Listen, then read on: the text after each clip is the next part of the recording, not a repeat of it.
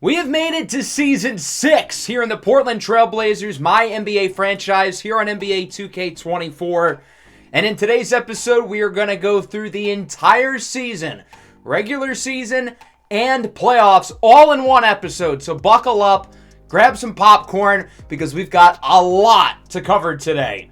Last episode, we went through the offseason as we look to position ourselves to potentially repeat as champions coming off our first NBA title of the series last year.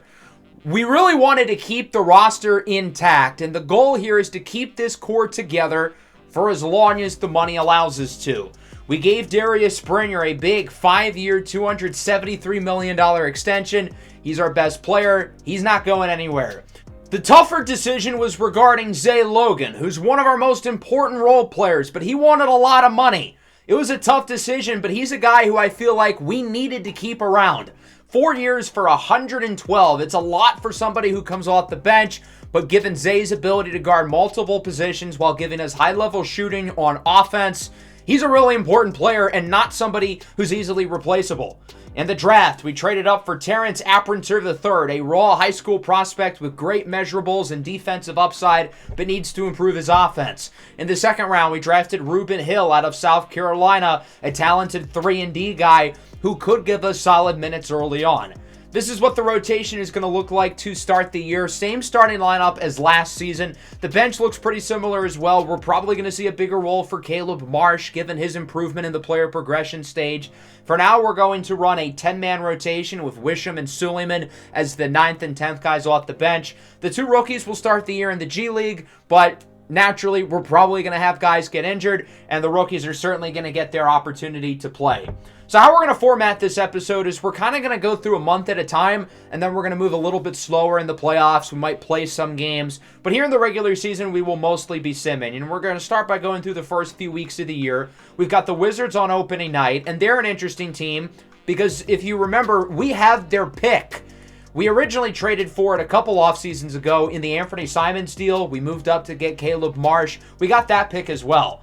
The Wizards are not particularly good. They won, I think, 18 games last year. So this could be a pretty high pick. But the interesting part is we made it even better. It's now a swap best with Washington or Minnesota. I think the Wolves are pretty good. But in case Washington has a good season, maybe Minnesota ends up being bad. We just need one of those two teams to struggle.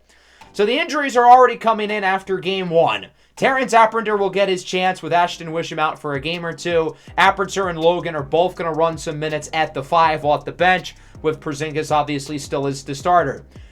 And then Zay Logan gets hurt 2 games later. Not a long-term injury, but not ideal given that we've already lost Ashton Wisham. So now we're going to give Reuben Hill some minutes and see what he's made of.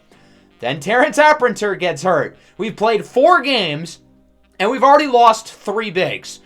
We have to play Omer Yurtseven already. That's how desperate we are with these injuries. But they're going to keep on coming. Neck spasms for Darius Springer. He's not necessarily a big, but for one thing, he still provides size. And 2, he's our best player. Caleb Marsh will slide at the 3. The bench is becoming quite depleted. Eventually, we get some guys back. Ashton Wisham and Zay Logan both return from injury. Terrence Apprinter is back as well. So now outside of Springer, the whole team is pretty healthy. Reuben Hill's going to lose his minutes because, well, he has shot the ball abysmally. He'll be going back to the G League likely. So through our first 10 games, we're 9-1. Even with the injuries, we're playing well. We won on opening day, scoring 185 points. I think 6 players scored at least 19. Everybody played well there. And overall, the team's gotten off to a good start. We're 2nd in points per game on offense. We're 3rd in points allowed per game. Despite that, though, I feel like our offense has actually been kind of subpar this year. Our efficiency has been low. Our 3-point shooting's been average. We've just happened to get a lot of shots up. High pace, low turnovers, which is good. But our shooting splits outside of our star players have been really bad so far this year. Nonetheless, I feel like we've got a lot of guys producing. Khalil Griffin looks to have taken a step up. I'm hoping he can solidify himself as a true all-star, true all-NBA guy. The rebounds are up. Stocks are up. Turnovers are also up as well. Darius Springer's numbers are a little bit worse than last year, but he's played well before getting injured. Caleb Marsh looks to have taken a leap as his score, his efficiency from the field, and his volume have both gone up. Hopefully that continues. From there, we're going to simulate the rest of November. We've got some tough games here. The Jazz is a team who we beat in the playoffs last year, as are the Lakers. The Rockets are strong. Oklahoma City's been really good this year. And the injuries are going to keep on piling away. Malachi Suleiman and Zay Logan both get injured. Two of our more important bench players. Logan already got hurt earlier in the year, so this is another one for him. Now we need Monte Morris minutes. Luckily, it wouldn't take too long until Malachi Suleiman would eventually return, meaning that we don't need Monte Morris minutes anymore. Thank goodness. But then Shaedon Sharpe gets hurt. It's a bruised hip for Sharpe, and a lot of these injuries are stuff that guys can play through, but we're in November. It's not worth it. Zay Logan comes back. The team ended up performing okay. We beat the Rockets, but we lost to Oklahoma City. We're only half a game ahead of them. We lost to the Lakers as well. This OKC game went into overtime. We had triple doubles from both Springer and Scoot, but unfortunately not enough to win, with Shea dropping 39 for the Thunder. But overall, we're playing pretty well, 16-4. It certainly hasn't been a perfect start to the year, but I can't really complain. The biggest surprise out west is the Warriors. Mars Ingram, Dejon Hill, and Giovanni Merritt won this team the Summer League championship. They added Marco Romano, who's adding a triple-double, and they're playing really well. It seems like there's a clear top four with us, OKC, the Rockets, and the Kings. I would have thought San Antonio maybe would have been in the mix, but they haven't been too good this year. And then look who's at the bottom of the conference. It's Minnesota. Remember who has control of their pick? We do. The Wizards have played a little bit better than expectations, so the fact that Minnesota's been this bad is quite exciting. I expect the Wolves to pick it up, but it's good to see them not playing well because, again, we will get the better of their or Washington's selection. As it stands now, we currently have the number one offense. Even though our efficiency as a team has still been subpar, I feel like. The core four is playing really well, though. They've combined to average around 100 points per game. They've all shot the ball really well, but the bench players are not shooting it so well. Ochai's been efficient. March has been fairly efficient, but everybody else hasn't. Porzingis isn't shooting it well, and then the guys at the bottom of the bench have been abysmal offensively.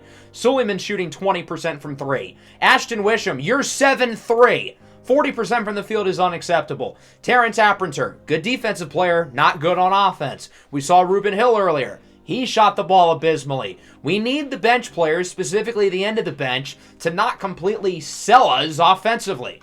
Let's simulate through the rest of December now. We've got Oklahoma City twice. We've got Minnesota twice. San Antonio, Golden State, Washington, a finals rematch against Detroit. The Sixers have been pretty good this year. Certainly not an easy schedule.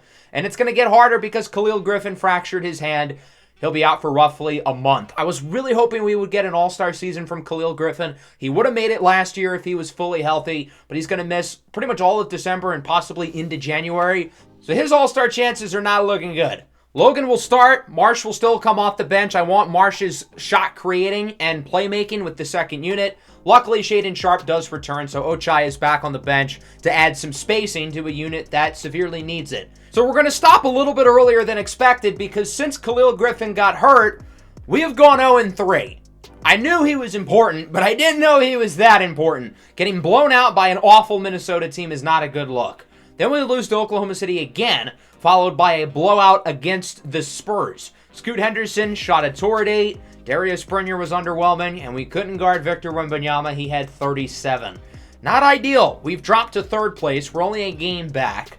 But this Khalil Griffin injury really could prove to be bad news. We've got to pick it up. And again, it's still a really hard schedule throughout the rest of December. So hopefully we can perform well, and we beat Oklahoma City by 30. So we're making progress here. We had a much better week here despite a tour date from Caleb Marsh. But after losing 3 games in a row, we've had a much better week here, winning a few. And then we get offered this trade from Indiana. Now, the Pacers have been really bad this year, which is a surprise because they won the draft lottery. They picked Amonzo Evers, number 1 overall. They signed Zion Williamson, but they've been abysmal this year. They're offering us Tyrese Halliburton for Scoot Henderson. There's not really a reason for us to do this, so we're going to say no. Khalil Griffin comes back earlier than expected. Thank God, because we severely missed him. So he will return to the starting lineup. Thank goodness. And our team is getting healthier and healthier. Well, so much for that. A new injury for Khalil Griffin, and Shaedon Sharpe sprains his left knee. Jeez. Now, on the bright side, we had a pretty good end of the month. We did lose to Detroit, though, in a finals rematch by 2. They're pretty much the same team as last year, other than replacing Kobe Buffkin with Anthony Black. So they lose some scoring, but they get everything else, as Black is a better defender, passer, etc. Triple-double from Scoot, Tordates from Porzingis, and Ochai. We then lost to the Wizards on Christmas. The interesting thing is, their best player, Jalen Brunson, didn't even play. Anthony Simons wasn't all that good. It was the rookie, Jalen Tint, who dropped nearly 30. Tint was really impressive in our pre-draft workout, and now he's playing well against us. Then we proceed to beat the Thunder by 86. That's a lot. To be specific, I think that's the largest margin of defeat in the history of the NBA. So, that's fun. And it's not even like we blew out a bad team. We blew out the second seed in the West. Scoot with 34, Sharp at 28, I think Springer at 28. One hell of a win. We're back in first place at 24-8. The conference is still very competitive here for the most part. Minnesota's climbed all the way up to 10th. Dallas and New Orleans, I'm a little bit surprised they're at the bottom, especially the Pelicans. I thought they would have been better. Here's what the East looks like. The Sixers being in second really surprises me. Their best player this year has been Cyrus Warwick, who's currently hurt. He's averaging around 28 a game. They got him from Utah in the Tyrese Maxey trade a couple years ago. The Knicks were the 1 seed last year. They have severely fallen off, back down to earth. Charlotte's been really bad out of nowhere. They lost a few guys. Their roster outside of LaMelo and Brandon Miller is a disaster. And then, as I talked about earlier with Indiana, this team's been abysmal. I was really excited about the Pacers coming into the year, but yikes, they are not good. Here's a look at our stats going into January. The team's a little bit banged up. Shaedon Sharp is hurt. Khalil Griffin is recovering from injury. So the injury bug continues to be a problem, but our bench players have been shooting the ball better, so that's progress. This is what the lineup looks like going into January. I am concerned with the spacing with the second unit because none of our 4 bench players are particularly good shooters, but there's always going to be one starter in the game with them, and all 5 of our starters can shoot the ball really well, so hopefully it's not too much of an issue. Let's go through January. We've got the Jazz, who are a strong team. We played them in the playoffs last year. We've got Sacramento. We know how good they are. The Spurs twice and some other good games. The Suns offer is Gary Trent for Caleb Marsh. I think I'm going to pass on that one. That's a pretty bad trade.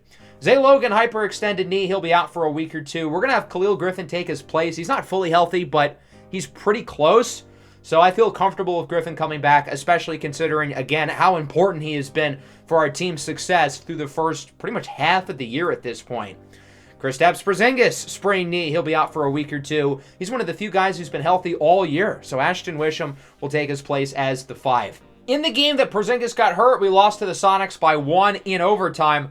But the reason I've stopped here is I want to point out that the award races are now available, and we've got a number of candidates in the MVP race. Darius Springer, last year's MVP, is in 5th, but the big one, Scoot Henderson, is currently in 3rd, and it's very well deserved. I think Scoot's been our best player so far this year. He's the only guy to have been healthy through the whole year, and dude's balling. He's averaging like 24 and 11 since the end of October. Look at his efficiencies, 56, 56, 62. He's been lights out as a scorer offensively. We've also got a couple of other candidates. Caleb Marsh is 5th for 6th Man of the Year. Springer is 4th for Defensive Player of the Year, so that's pretty cool. Currently nobody else, which I'm not really sure who else would be in the running for any major awards. Zay Logan is back healthy. That's pretty exciting. I'm going to move him over to the bench because, again, this unit could use some shooting. He's going to play a lot of minutes at the 5, though. Shaedon Sharp is back healthy as well. That's a big deal. Kristaps Porzingis is now healthy. So just like that, for the first time since, I believe, Game 1, our team is fully healthy. I'm expecting it to last less than 2 games, and ultimately I overshot it. The first game where we were fully healthy, Ochai hurts his shoulder. Caleb Marsh suffers a severe left ankle sprain. He'll be out for about 2 months. It was fun being fully healthy for 1 game. Caleb Marsh has never missed a regular season game in his NBA career, and now he's going to miss quite a few with this ankle injury. 2 of our more important role players out for most of January into February. So interestingly here, I want to look at this trade. The Pacers are trading Lauri Markkanen to the Grizzlies for Cason Wallace. Indiana's already recognizing their new experiment has failed miserably. So Lauri Markkanen already on the move going to Memphis. The 2 arguably worst teams in the league trading with each other. Ochai Agbaji is back healthy, and then we get this trade offer from the Hornets, and it's kind of an interesting one. Charlotte's been pretty bad this year. Their pick could be valuable, but they're still looking to compete. Jaden Hardy also gives our bench a lot of scoring. I'm going to say no, though, because even though Porzingis has been disappointing this year, this team needs him. I don't trust any of our other options to start at the 5. Zay Logan's not a 5, and the other guys aren't good enough. We need to win a title, so we're going to say no. The Hornets were really hell-bent on trading Jaden Hardy for a big as they swap him for Mitchell Robinson. We then get this offer from the Rockets, Alperen Şengün and Amen Thompson for Scoot Henderson. Again, no reason to do it. This is an interesting trade. The Suns are sending away Kevin Durant to the Sonics for Jalen Duren. KD is 40 this year. It might be his last lap in the NBA, so it looks like he'll be retiring as a Sonic. That's kind of cool. The Nets want Scoot Henderson now. I don't know why all these teams think he's available. We're going to say no. Overall, we had a solid month of January. The problem is we're losing a lot of close games to good teams. We lost to Detroit by 1, end up getting swept by the Pistons here in the regular season. We lose to the Kings by 5. We lose to the Spurs by 7. Luckily, we rebounded late. We played against Kevin Durant in his Sonics debut, kind of, even though it's not technically his debut since he was with the team as a rookie. But we're 34-13. We're 2 games ahead in the West. The Kings have won 11 in a row, by the way. They're really trying to catch up to us. They had the second best point differential in the conference as it stands now.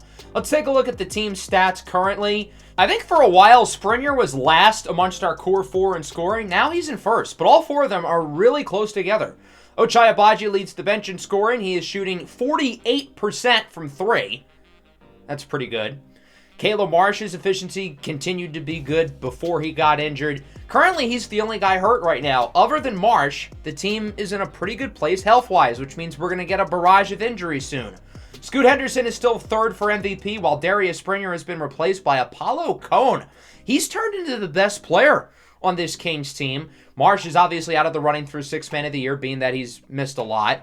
And from there, we're going to pretty much simulate up to the All-Star break, which, speaking of All-Star voting, Scoot Henderson, 2nd amongst backcourt players in the West. Shaedon Sharpe is not in the top 10. That is wildly disrespectful. He's been one of our more consistent players this year.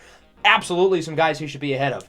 Darius Springer's 3rd for front court voting. Khalil Griffin is 6th. So it looks like both Scoot and Griffin finally will make their first All-Star teams. Shaedon Sharpe should be there with them, but you can't win them all. The trade deadline is coming up. While I think our roster is in a really good spot, I wouldn't say we're perfect, and if the right move is available, I wouldn't mind making a trade here at the deadline for another role player. Caleb Marsh is back healthy. That means the team is fully healthy. The Hawks offer is this deal: Kristaps Porzingis for Trae Young. The Hawks haven't been very good this year, but I feel like this trade doesn't really make sense for either team. We obviously don't need Trae Young because we have Scoot Henderson, and the Hawks have a number of bigs already on their roster, such as Chance Corradino, who I think is a really similar player to Kristaps Porzingis. So I feel like this doesn't really make sense across the board. That brings us into the trade deadline. I wanted to stop and make some moves, but I accidentally clicked no here. So no moves for the Portland Trail Blazers because I accidentally skipped through the trade deadline. Well, I guess we're running it back, which is fine. I mean, this team did win the finals last year, so I am confident with this group that we can do it again. And as you can see here, we have not lost a game in February. Since that Spurs game on January 20, that's 15 wins in a row. 45-13. All of a sudden, we're 6 ahead in the West with the Jazz into 2nd place. Our win streak includes a 51-point win against the Hornets with Brandon Miller and a team of NPCs. Griffin at 41, Springer was hooping, Scoot with a double-double. Great showing from the fellas. We beat the Nuggets by even more the next game. That brings us into the All-Star festivities. Here's a look at our All-Star rosters. This is the Eastern Conference, and then in the West, Scoot Henderson, first-time All-Star, finally in his 6th NBA season. He was really close last year, but he finally gets the nod. He'll be starting along with 3-time All-Star Darius Springer. Khalil Griffin makes his first All-Star game, but again, no Shaedon Sharpe. In the dunk contest, Caleb Marsh and Khalil Griffin. I feel like every single one of our notable players has participated in the dunk contest at some point. I guess we have a common theme here with a lot of athletic players. In the three-point contest, Ochai Agbaji and Shaedon Sharpe. That's pretty cool. And then in the Rising Stars Challenge as well, we've got Caleb Marsh on Team World. I accidentally skipped through him when I was initially recording because I forgot that he wasn't American, but then I realized my mistake. Caleb Marsh, hopefully representing here for Team World. One of the highest rated players on the roster is an 85. Overall, I think our team's in a really good spot here going into the All-Star break with pretty much every single one of our notable players participating in something. So we'll simulate here through All-Star Weekend. Hopefully we get good representation here as Team USA beats Team World. Double-doubles from Emmanuel Ozuna and Xavion Pratt. Caleb Marsh did his best for Team World. He was the best player on the floor with 25 points. Emel Wright wins the three-point contest. Caleb Marsh wins the dunk contest. And the West beats the Eastern Conference All-Stars by 2.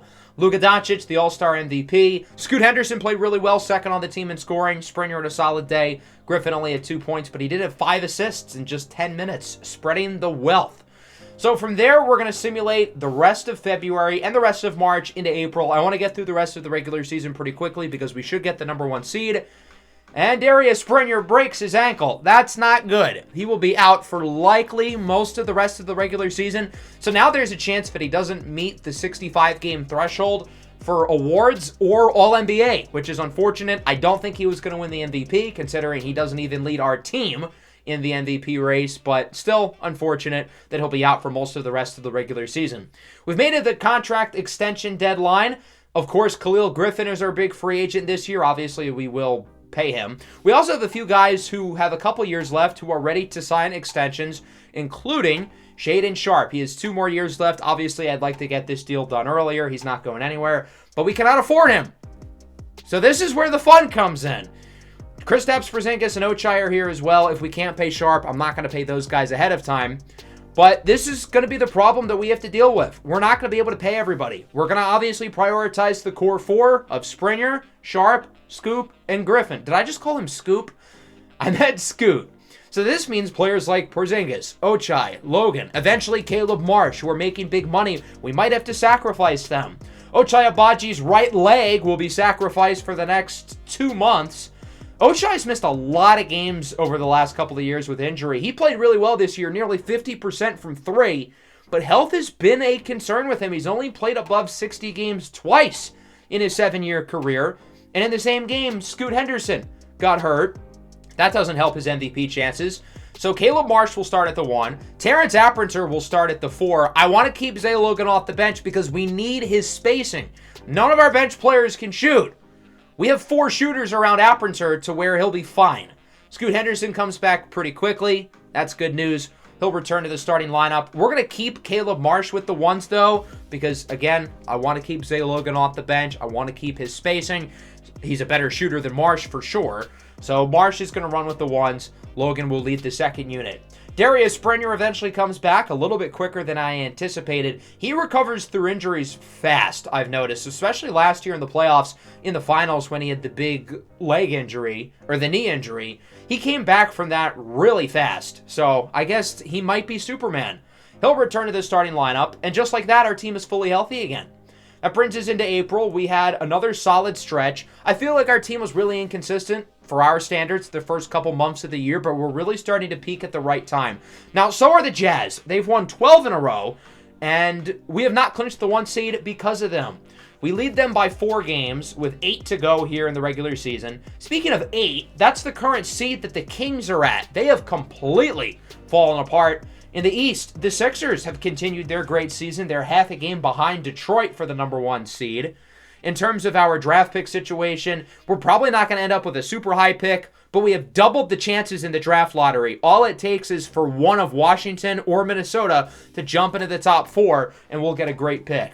This is where we are at now scoring-wise. All of our top guys' scoring averages have gone down since everybody is healthy.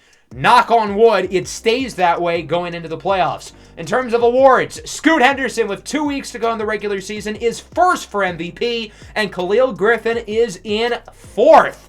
How cool is that? So we have a real shot to have another MVP winner for a second straight year. Griffin, by the way, also 5th for Defensive Player of the Year. I love seeing him being recognized on that end of the floor.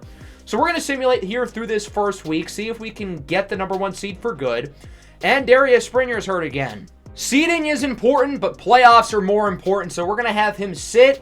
He, no matter what, would not be eligible for awards or All-NBA, whether we play him through the injury or not, so we're not going to play him. He ends up coming back after missing 3 games, and as you can see, we performed pretty well. We went 3-1, but we're still not the number 1 seed because the Jazz have now won 15 in a row. I do not want to play that team in the playoffs. They look scary. But all we have to do is win one more game, and we'll clinch the number 1 seed, and we do it against Toronto. So there you go. The Blazers, the number 1 seed. All we need to do is not get injuries the last 3 games of the year. You have got to be kidding me. Zay Logan, torn Achilles, done for the year. The one thing that we needed to not happen the final week of the year is, in my opinion, our most important bench player suffering a torn Achilles. So obviously he'll be out for the playoffs. He'll probably be out for the start of next season as well. He's been banged up this year, but has still played 68 games. He's been a trooper. With his size and shooting, again, I think he's our most important bench player.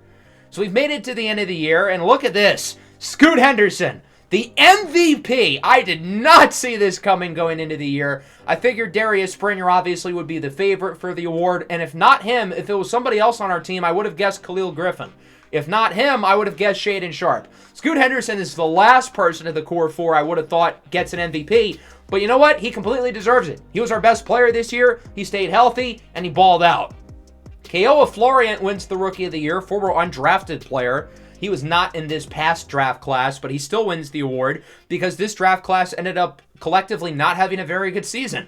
Jonathan Wiggum, 6th Man of the Year. I'm not sure if you guys remember this, but a couple years ago when he was in the draft, I really wanted to pick him. Unfortunately, we couldn't get him.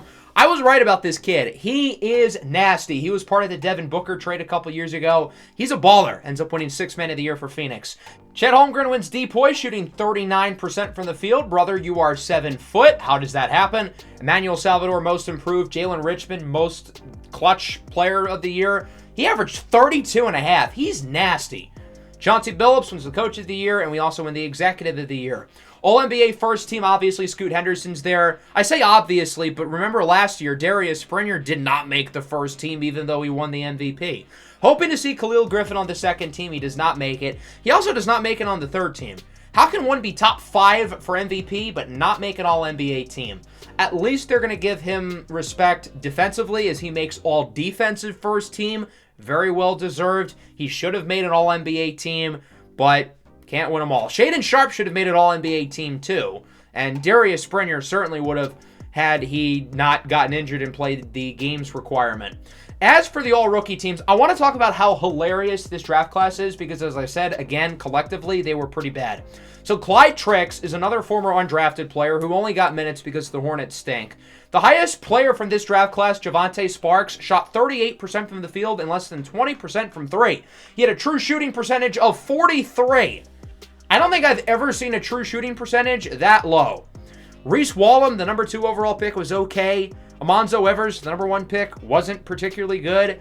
Jalen Tint probably would have been higher had he not torn his Achilles.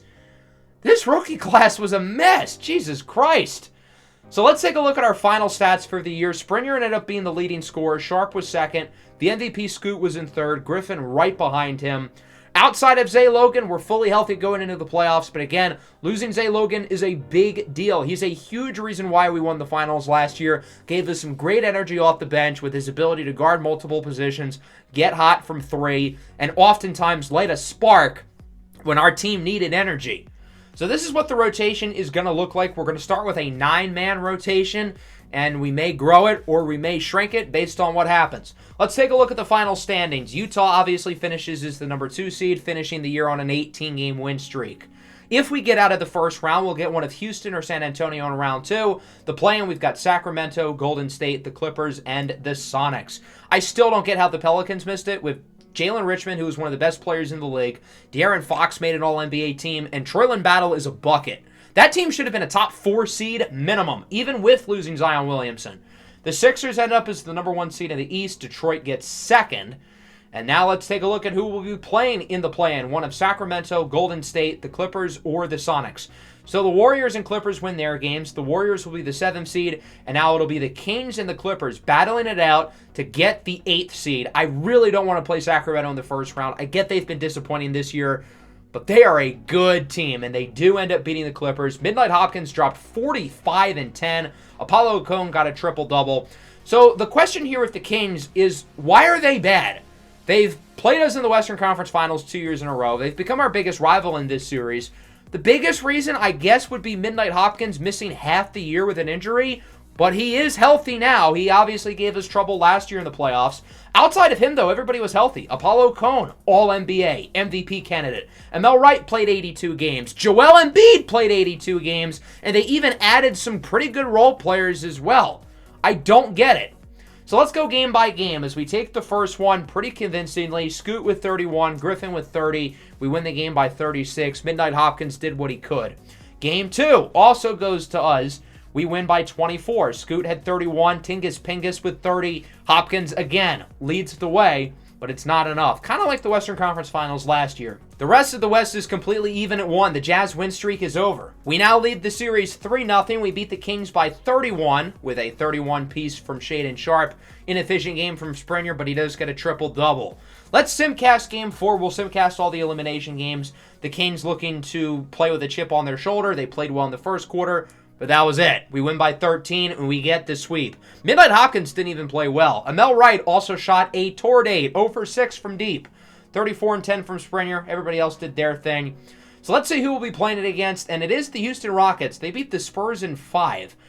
No Wembanyama here, interestingly. He broke his kneecap towards the end of the regular season. So for a second straight year, Wemby does not make it through the full season. It seems like he might be a little bit injury prone.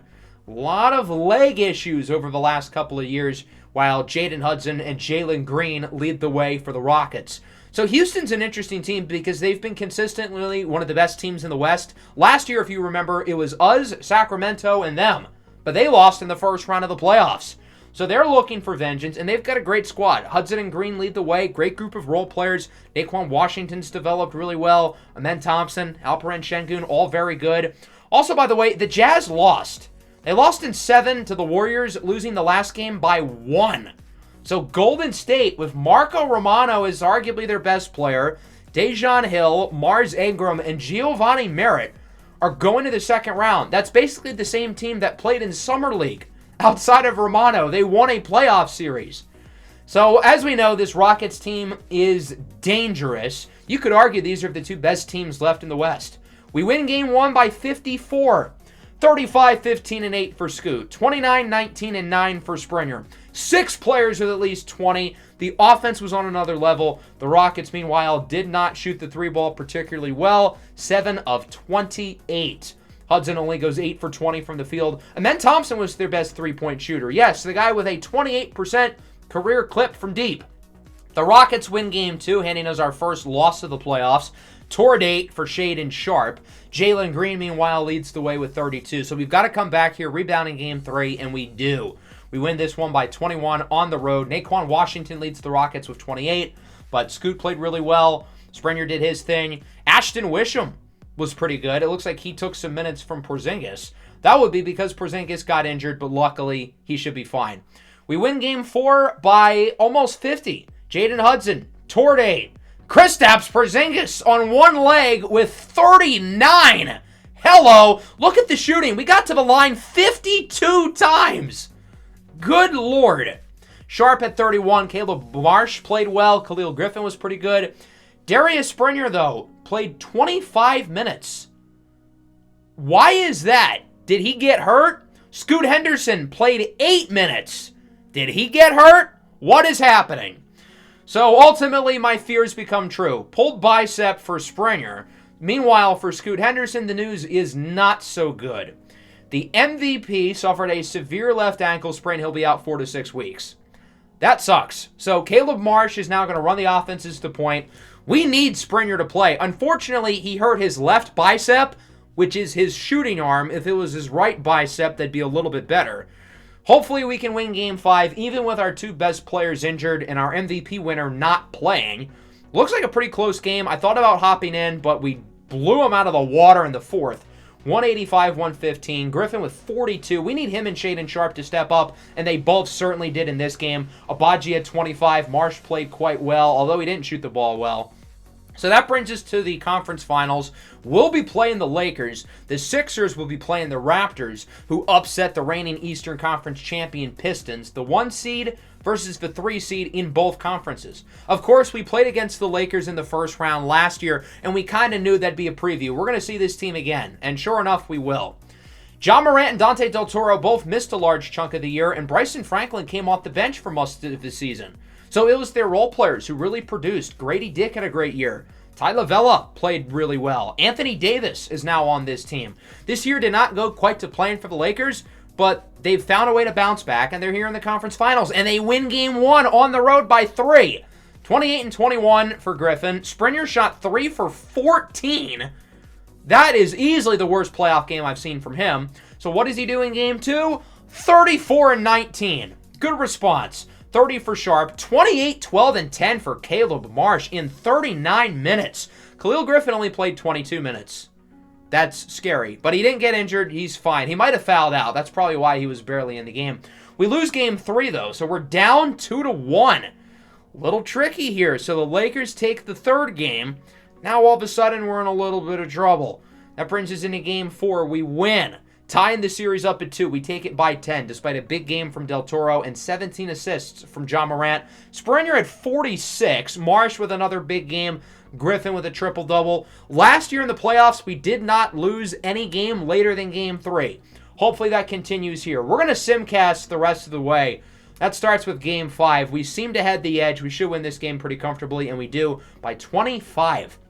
Springer had a double-double. Sharp had a double-double. Caleb Marsh has been balling. He's been awesome since Scoot Henderson got hurt. Khalil Griffin got shot at toward 8, but other than that, we played pretty well. Ja Morant and Anthony Davis both shot toward 8s themselves. That brings us to game 6. Can we make it back to the finals, or are we going to a game 7? Looks like a really close game here. 2-point deficit, minute and a half to go. I think this is where we are going to hop in for the first time today, and probably not the last. If we lose this game, there's a good shot we play quite a bit of game 7. So Morant misses the initial 3 throw here. He was fouled right before we hop in. Second one is good. So it's a 3-point game. Huge possession here for the offense with the starters back in the game. Somebody's got to get a big play. Here's Marsh, 18, 11, and 7 on the drive. Layup is no good. Grady Dick with the stop. Bryson Franklin on the other end misses the layup. Khalil Griffin with a huge defensive play. Still a 3-point deficit with a minute to go. Here is Springer with it. Gets the screen from Porzingis. Springer on the drive. Layup is no good. Gets his own miss, though. And now the Blazers will get to reset here on offense. Shaedon Sharp with it on the drive. Gets it over to Springer. Ball is tipped. Springer keeps it. Someone's got to shoot the ball quickly. There's 2 seconds left. Griffin, step back. No good. Huge defensive possession by the Lakers. Here's Del Toro out to Grady Dick for 3. That one's good! And the Lakers are up by 6 with under 30 to go. Portland's got to shoot something fast. Grady Dick giving Marsh no space to run. Porzingis throws one up. It's no good. And that'll probably just about do it. A huge Game 6 win for the Los Angeles Lakers. They'll take it 122-114. And with that, we are going to a Game 7. 33 for Ja in the win. Everybody was equally inefficient. Like, nobody shot as out of this game, but pretty much nobody shot above 50%. So that brings us into a pivotal Game 7. What we're going to do here is we're going to look to hop in if this game gets close at any point. It's an elimination game for both teams, so obviously I want to play as much as possible unless this game ends up being a complete blowout. If it's a 30-point deficit in the fourth quarter, then there's really no reason to show up. But otherwise, I definitely would like to play in this game and hopefully help lead our team to a spot back in the finals to face off against the Sixers or the Raptors, who have a Game 7 of their own out east. So let's get it started. We're looking pretty good so far. It's a close game, though, but we've had the edge the entire way. Looking to pull away in the second half, and it looks like we're kind of doing it. Yeah, I think we have this game in the bag. I don't think there's a reason to hop in. And there you go, 187-171. So, first of all, the two teams shot over 250 shots, and that also accounts for nearly, 30 trips to the line and 40 turnovers? That is well over 300 possessions. Both teams were really getting the ball and, throwing it up immediately. Everybody played well. 40 for Griffin, 36 for Ochai, 34 for Sharp, 31 for Marsh. Springer only had 16. He was actually kind of quiet. 43, 16, and 9 for Dante. Morant only shot the ball 11 times, yet Lavella and Anthony Davis shot it 38 times. That is odd. I don't know why the two stars did not shoot the ball that often for their teams. As we go to the finals against the Philadelphia 76ers, the number 1 seed in the Eastern Conference. This team confuses me, though. I don't think they're that good. Their best player, Cyrus Warwick, got injured in the second game of the playoffs and has not played since. Yet they still made it to the finals with Omarion Knight and Jeremy Sohan being their best players. Andrew Wiggins has been their X factor in the playoffs. Tyus Jones is the starting point guard. And the other starter, Dominique Dorino, is shooting 38% from the field. Their starting center, Mindalgas Carosas, is shooting 40% from the field. How is this team in the finals? This team looks like a 12 seed. I'm so confused. Am I missing something? Jeremy Sohan is their best player. Here are our playoff stats, by the way. Porzingis and Marsh have really stepped up with the loss of Zay Logan. Everybody else is producing. Here's the Sixers stats for the regular season. Warwick led the way in scoring. Omarion Knight, Jeremy Sohan, and Cade Rutullo also averaged over 20. Rutullo has been hurt since the second round. And in terms of estimated wins added, their best healthy player is literally Jeremy Sohan. So, I don't know how we're supposed to lose because Jeremy Sohan would be like our 7th man off the bench if he's lucky.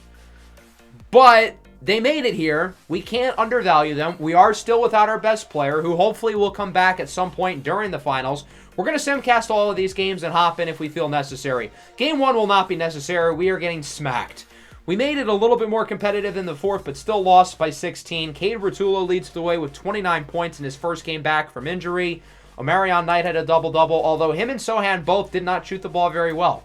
26 for Sharp, double-double for Springer, but he shot a tour date, 10 for 30 and 2 for 15 from 3. Caleb Marsh also did not shoot the ball very well. That brings us into Game 2. Porzingis, pulled right calf muscle, done for the year. We're really about to lose to a Jeremy Sohan team in the finals, aren't we? So Ashton Wisham will start at the 5. The rookie, Terrence Aprinter, is going to get a lot of playing time now. This could be a disaster quickly. Game 2 is really close here. We're going to simulate slower, and if it continues to stay this close, we're definitely going to hop in. And here at around the 6-minute mark, the deficit is still within 1. Both defenses have been rock solid here in the fourth, so we're going to hop in. It's a tie game here. Shaedon Sharpe has 25, looking to take the lead. Sharpe running around Dominique Dorino, and eventually he's in for the slam. So even though we're now winning, our team is still in a rough spot. Caleb Marsh has fouled out, and Darius Springer is hurt, playing through a new injury. So we have 3 starters who are hurt, another starter who is fouled out. We are grasping for straws against the Jeremy Sohan-led 76ers. Carosas gets the mismatch with Ochai Agbaji. Hook shot is good, tied at 129. 76ers looking for the lead. Here's Cameron Carlisle, talented young wing out of the USC. Step back jumper, no good. Carosas with the offensive rebound and the putback dunk over the rookie, Terrence Aprinter III. Off the inbound, Sharpe over to Agbaji in for the floater. Ochai is going to be getting these late game minutes with Caleb Marsh fouled out. Khalil Griffin is going to run the point. Point Griffin, in effect. He's got the mismatch with Carosas. He knows he's faster than him and eventually gets an open look to the basket for the lead. 2-point game, 4 to go. Cannot afford to go down 2-0 at home. Rutullo jumper is good. We're tied at 133. 25 for Cade Rutullo. He's been really good so far in these finals. Here is Khalil Griffin with it. Pump fake. Sharpe for 3. Bang! What was that animation? Shaedon Sharpe's got 30. Another one, and it's a little bit off. Springer's there for the offensive rebound, though. Portland looks to reset the possession. Khalil Griffin on the drive with the throwdown. 6-point lead now for the Blazers. Can they hold on here with a couple minutes to go? Shaedon Sharpe inside for Springer. He's got 45. That one is good. Make it 47 for Springer on one leg, dealing with a foot injury. But the reigning finals MVP's playing through it. Sixers got to get hot. Knight misses the 3. Carosas with the rebound and the putback, even with Ashton Wisham reaching very high up into the air to nearly block it. This time, Mindalgas Carosas is no good, but he gets the putback over Ashton Wisham, and it is a 4-point game. The Blazers call time. Somehow the Sixers have 4 timeouts left with a minute left to go in the game. How is that possible? I didn't change some timeout rule. Wisham in the corner. Bang! The big man connects on the 3. Ashton Wisham is not a floor spacer, but he can hit open shots. Wiggins is no good. He's in pain. 5-on-4 opportunity. Sharp for 3. Dagger talk! 10-point lead for Portland, and that'll do it. 147-139. The Blazers come from behind, win game 2. We knew we could not afford to lose this game, albeit we did lose the first 2 games in the finals at home last year against a significantly better team. But still, given all of our injuries, we definitely did not want to lose another one. Darius Springer with 47. He is an animal, but he's not the only guy who played well. 33 for Sharp, 25 for Griffin, 12, 12, and 8 for Marsh. He hasn't been as effective here in the finals opposed to the previous rounds since Scoot got hurt, and of course he got fouled out. Ashton Wisham had a great game, 12 and 12 in 35 minutes. Good for Ashton Wisham, playing a lot with the injury to Porzingis. 28 for Knight. Dorino and Rutullo played well. Carosas had a double-double. Not enough, though, for Philadelphia. Let's check on Andrew Wiggins. It's a strained hip for him. He will play through the injury, but this is still a big deal. Wiggins has been phenomenal in the playoffs for them. With Cyrus Warwick out, they've needed somebody to step up, and it's been him. Springer obviously is the sore foot. As we know, he will play through it. Really competitive game 3 here. It seems like we had the edge, but the Sixers are making a late push here in the 4th quarter. I think we're going to hop in pretty soon. It looks like the Sixers are not giving up. They still trail by 6, and now Khalil Griffin is fouled out. Awesome. So, again, one of our key starters will not play the remainder of the game. Shaedon Sharp with it inside. What a move by Sharp. He's got 37 today. With guys getting hurt and guys fouling out, Shaedon Sharp has been easily the most consistent player for us here in these finals. 3 is no good from Rutullo. Rebound by Springer is 17th. Sharp from the parking lot. Bang! It's an 11-point lead now for Portland with under 3 minutes to go. Here is Rutullo with it. Has to get a basket quickly for the Sixers, but it's an illegal screen on Omarion Knight. Huge foul for Philadelphia. They would score on their following possession, though it's a 9-point game. Marsh throws it up. No good. Good defense there by Philadelphia. I think that was Carlisle who was on him on ball. Rutullo with it on the other end. Blocked by Marsh! Huge play for Portland. On the other end, here's Marsh with it inside for the big man, Ashton Wisham, with the throwdown. I got to give Wisham a ton of credit. He's been balling here in the finals. I was hoping for a bigger regular season out of him. I was a little disappointed, but he has been excellent since the injury to Porzingis, and right as I'm gassing him up, he misses the open dunk.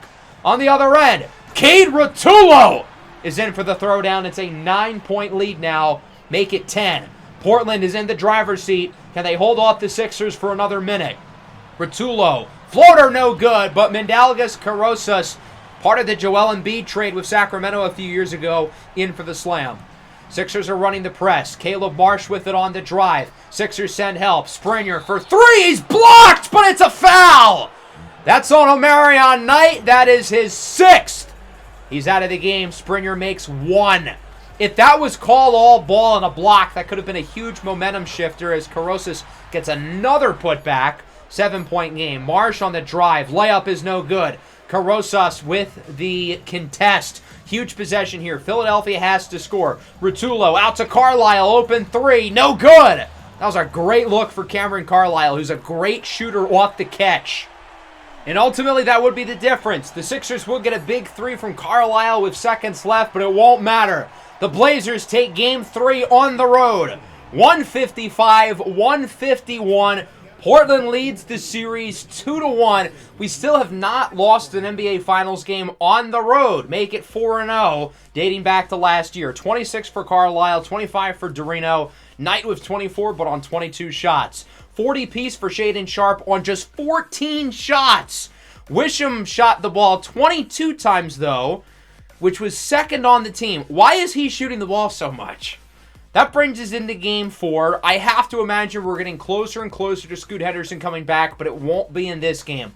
We seem to have the lead here, but the Sixers with a really strong push in the second half, and all of a sudden, we've got ourselves a game. The deficit is at 4 with a couple minutes left. Who fouled out this time? It's Darius Springer. So now our best player will not return. And as he is out, the Sixers have pulled off a really impressive comeback. They were down big. Now they're only down by 4. Portland's got to hang on or else the entire momentum of the series is changed. Huge 3 for Shaedon Sharpe. He's got 30. He's been otherworldly efficient again today. Dorino, jumper. That one's good. 5-point deficit now. 132-127. Marsh with 28 over to Wisham. He gets it to Shaedon Sharpe. Sharpe on the drive with the throwdown. Big slam for Sharpe. 7-point lead with a minute to go. Make it 9. Can Portland put the dagger in this one? Griffin's got 28. Snuffed at the rim, though, by Carosas. Philadelphia's got to score here. Rotullo, Carlisle with the slam. 7-point deficit. Got to imagine Portland's going to chew some clock. Even if they don't score, you'd rather take off 20 seconds than 5. But Marsh has a wide open lane. Hey, that works too. That'll be the dagger. 138-129. Griffin dribbles out the clock, and there you go. 3 consecutive really close games with one of our key starters fouled out in all 3. But we find a way to win 3 close ones in a row. Dorino leads the Sixers with 28, Carlisle with 23. I've got to say, though, their star players have been mostly disappointing. Knight, I feel like, has been disappointing in the finals, as has Sohan. Cade Rotullo, meanwhile, shot 5 for 19. Sharpe with 32 on 12 of 14 shooting again. He feels like the runaway favorite for finals MVP right now, bearing a change. He's been our best player by far. 30 for Marsh, 28 for Griffin. Springer obviously fouled out, but we were still able to win without him, even though his loss clearly made an impact. He is back healthy for Game 5, and Scoot Henderson is joining him. Scoot got injured all the way back, I think, in Game 3 of the second round, but he returns here with an opportunity for us to clinch a championship on our home floor. We're going to play through this whole game, and we're going to play through the rest of the finals until either we win the championship or we blow a 3-1 lead and lose 3 in a row. Let's hope that doesn't happen, especially considering our full team is healthy, with the exception of Zay Logan and Kristaps Porzingis. Scoot Henderson, meanwhile, comes back to the starting lineup for the first time since the second round. Caleb Marsh will go back to the bench. Got to give Marsh a ton of credit, though. He did phenomenal with Scoot Henderson out. Really impressive, especially in the Western Conference Finals. As Portland wins the tip, looking to win the championship in front of the home crowd. Can they do it here in Game 5? Khalil Griffin with it over to Scoot Henderson. The MVP gets the scoring started. He connects on the mid-ranger. Scoot was excellent in the finals last year outside of the closeout Game 6. Nearly won the finals MVP, if not for that performance. As Springer sends it home with the slam. Blazers off to an early lead. Portland looking to try to take the Sixers out of this one quickly, unlike the last 3 games. Cameron Carlisle with the slam over Khalil Griffin. He gets the scoring started for Philadelphia. It's now 7-2. Here's Cade Rotullo with a nice move. Jumper is good. Rotullo has really turned into a talented scoring guard, back from all the way in the first draft class of the series. Khalil Griffin on the drive. Pump fake. Layup is good, as Carlisle is unable to get a hand on it, and it's 9-4. Defensively, the Blazers look very stout early in this one. Rotullo, though, off the screen from Carosas. Connects on the 3. 5 quick points for Cade Rotullo, and it's 9-7. Springer backs down on the smaller defender, but he's blocked at the rim by Carosas. That ball looked like it was going down in real time. I thought that was a goaltend, but on the other end, they get the lob. It's Carlisle with the throwdown. We're tied at 9. Here is Springer. Tries to lob it for Porzingis, but it's intercepted by Carosas. On the other end, Carlisle in the corner. Dominique Dorino connects on the line too. Dorino, a hometown kid, went to the University of Villanova before being drafted by the Sixers, and it's 11-9. Scoot Henderson with it. Gets Wisham in the corner, and the big fella hits another! Ashton Wisham, again, not a great shooter, but don't leave him open. He will make the occasional open 3. Springer's blocked at the rim. Huge play by Philadelphia. On the other end, Dorino, bang! Hits the 3 for the Sixers. They take their first lead of the game. It's 14-12. Jumper is no good from Carlisle, but Omarion Knight's there with the rebound, and he misses the dunk. Good defense by Springer. Overall, a pretty low-scoring game so far, as Springer's there with the cut. He's got 7 as he throws it down. 16-14 Sixers lead. Shaedon Sharpe looking to get some room. He'll find the screen. Sharpe inside for Springer. Springer has done excellently off the ball so far today. He's done a really good job of getting himself open.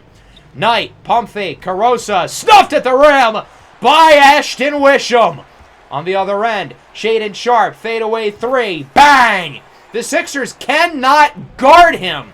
Shaedon Sharpe continues to play at an unbelievable level here in these finals, looking to win finals MVP. Tyus Jones throws up a prayer, and it's answered. What a shot.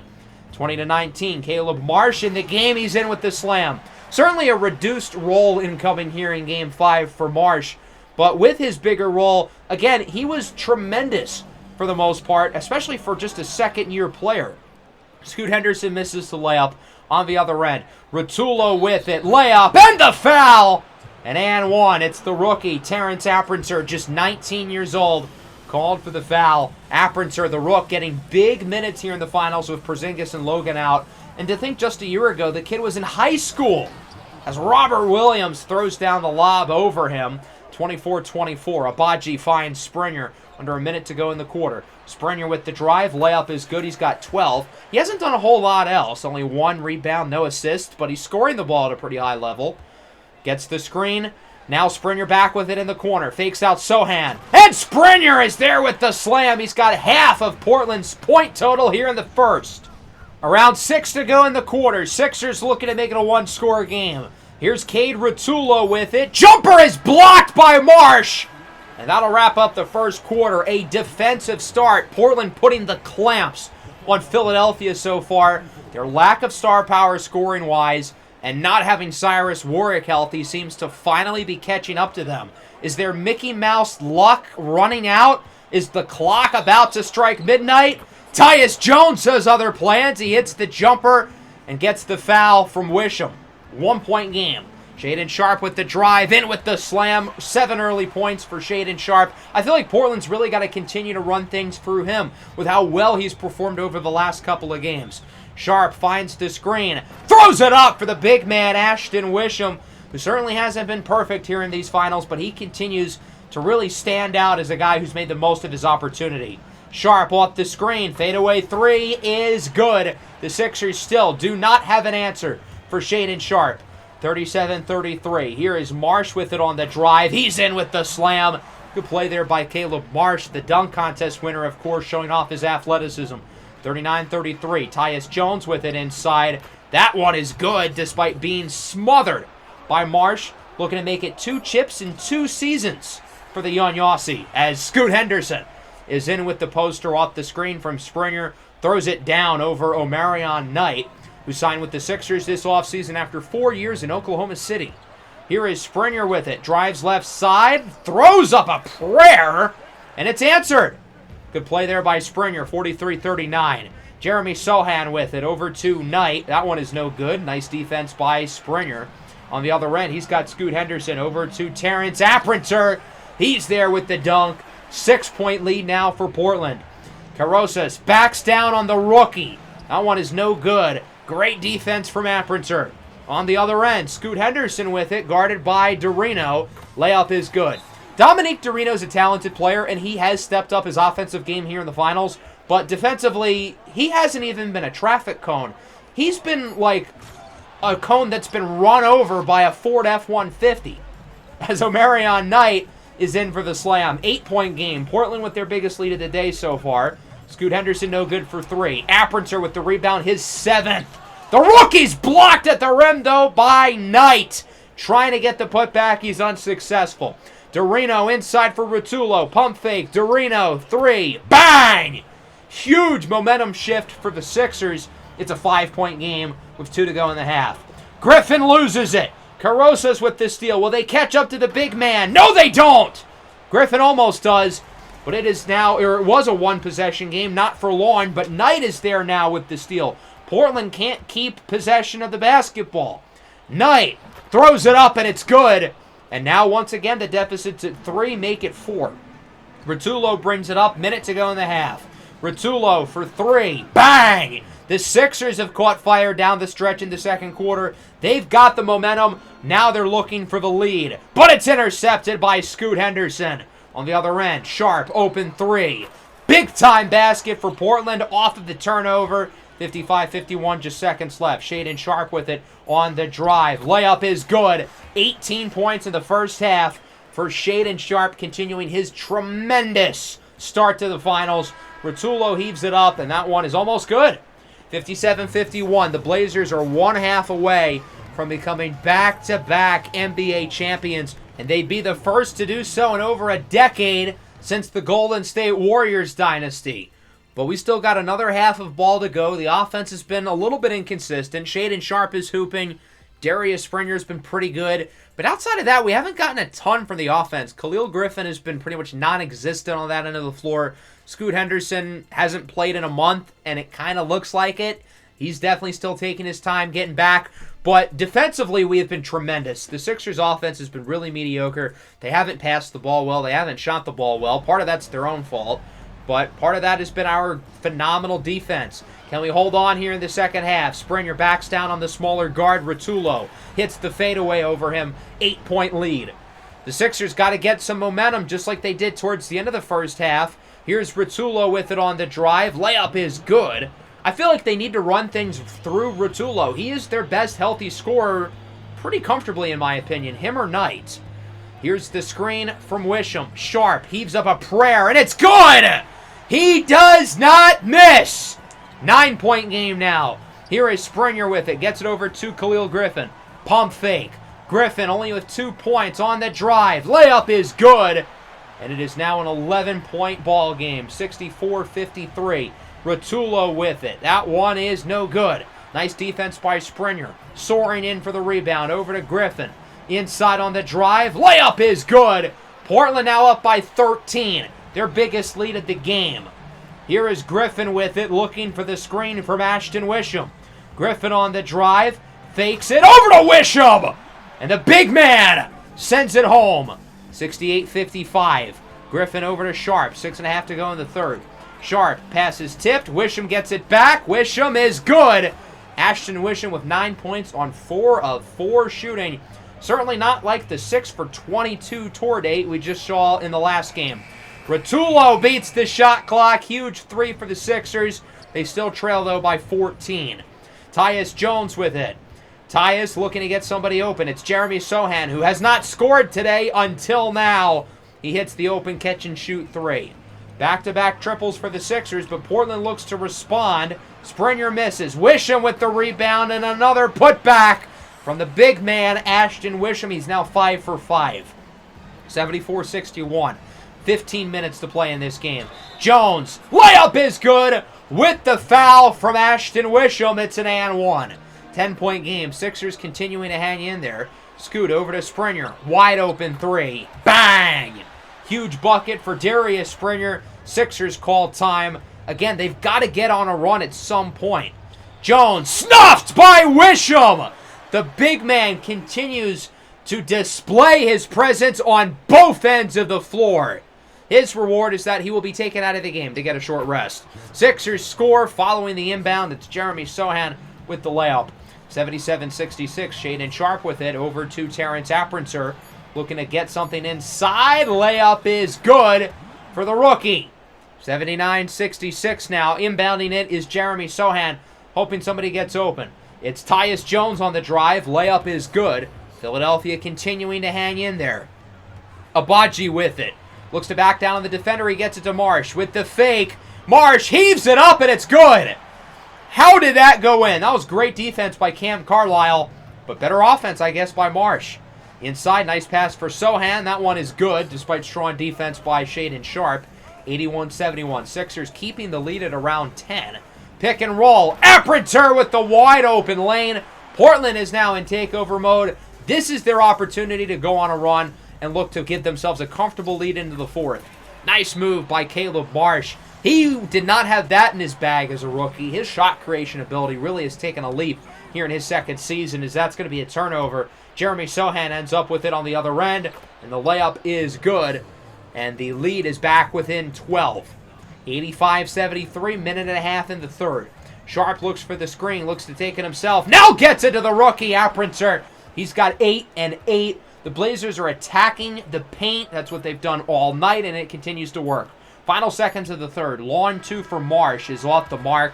Through 3, the Blazers lead by a dozen. They're 1 quarter away from winning their second consecutive championship. Can they hang on and do it? Let's see. Into the fourth quarter. Sixers got to get something going, and Perazzo, that's a good start. Jeremy Sohan for 3. 9-point game. Scoot on the drive. Griffin, open triple, no good. His shooting continues to struggle today. But Scoot Henderson's there with the offensive rebound, and the MVP shushes the crowd as he's in with the putback. Why is he shushing his own crowd? I don't know. Inside, Sohan, layup is good. Lead back within 9 for Philadelphia. The deficit travels back to 13. Portland is not letting these guys get hot and go on a run. There's the rookie, Khaled Kamal with the pass. And Sohan is snuffed by Khalil Griffin. On the other end, Marsh lobs it up for Darius Springer, who sends it home. It is a 15-point game for Portland. It's still far from over, but they can really get close to tasting it. Scoot Henderson is intercepted. Here comes Philadelphia. Khaled Kamal, the jumper is good, and the rookie out of Stanford makes it a 13-point game once again. Springer out to Griffin. Pump fake, fools Sohan. Griffin twirls it in. What a play by Khalil Griffin, who again has not shot the ball particularly well in this one, but he somehow gets that one to go. Kamal inside for the Time Lord Robert Williams. Back to Kamal. Jumper is good. Sixers continuing to stay in it, but this clock is ticking. 6.5 to go. Wisham sets the screen. Springer. Fadeaway left wing. 3 will fall. 16-point lead now for the Blazers. Griffin throws up a 3. This one is no good. Springer goes flying, but Wisham gets the rebound. He's now got 15 and 9, still on perfect shooting. 102-84. It's an 18-point game. Wisham with another denial. Ashton Wisham continues to be a force down low, trying to show Portland that he can be their long-term center of the future. Sharp, jumper, thing of beauty. He's got 23. It's an 18-point game with 5 to go. Portland is very close to putting the dagger on this one. Springer, corner 3. Bang! He's got 29. It's a 21-point game here, and the clock is about to strike midnight for Cinderella. Springer grabs in the lob. Griffin, layup, no good. Gets his own miss. Putback attempt is good. It's now a 23-point lead for the Blazers with under 4 to go. Here is Dorino with it on the drive. Layup is no good. Wisham got a hand on it, but Mandalgas Carosis is there with the putback, trying to keep the 76ers in it as long as he can. Here's Khalil Griffin with it off the catch on the drive. Griffin out to Springer. Another corner 3. Another make. Springer's up to 32. With it on the drive. Gets it over to Scoot Henderson looking for the screen here. Not a lot of time. 2.5 to go. Springer. Left wing 3. Another one for Springer. 23-point game under 2 to go. Springer no good. Grabs his own miss. Out to the big man Wisham. He gets it to Khalil Griffin.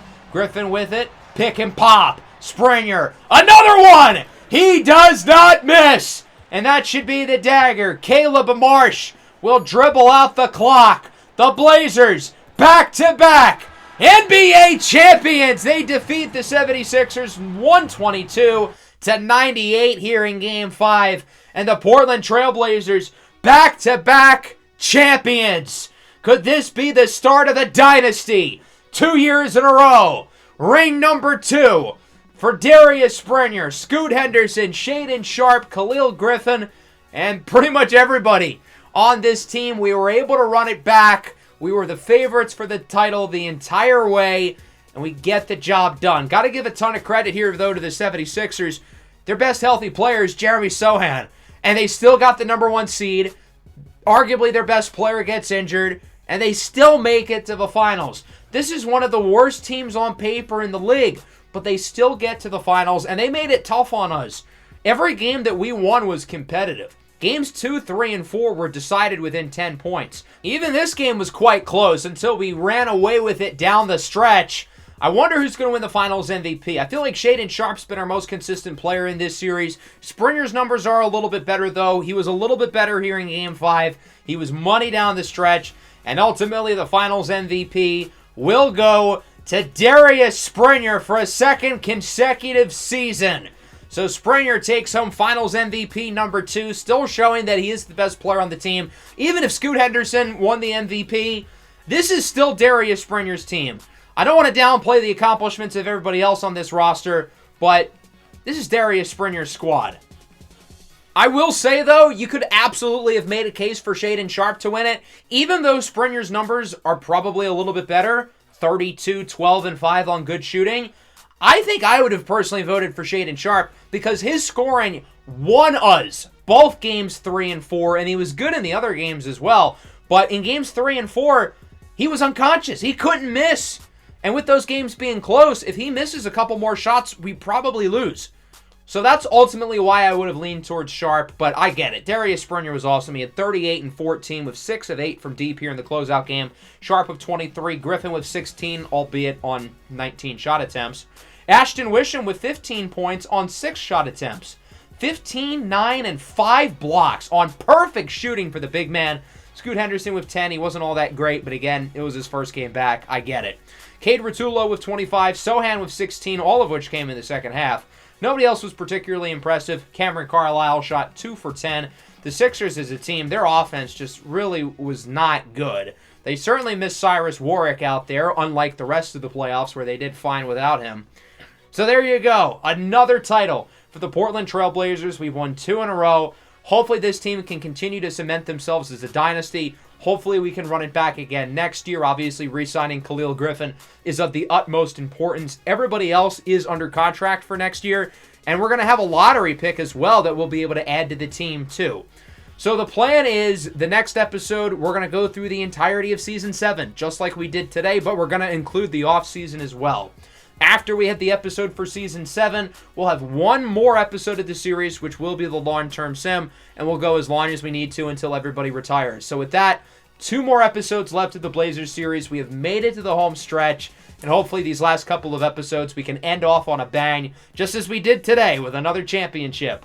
Hope everybody enjoyed. Make sure to leave a like and subscribe to the channel if you are new. Peace out.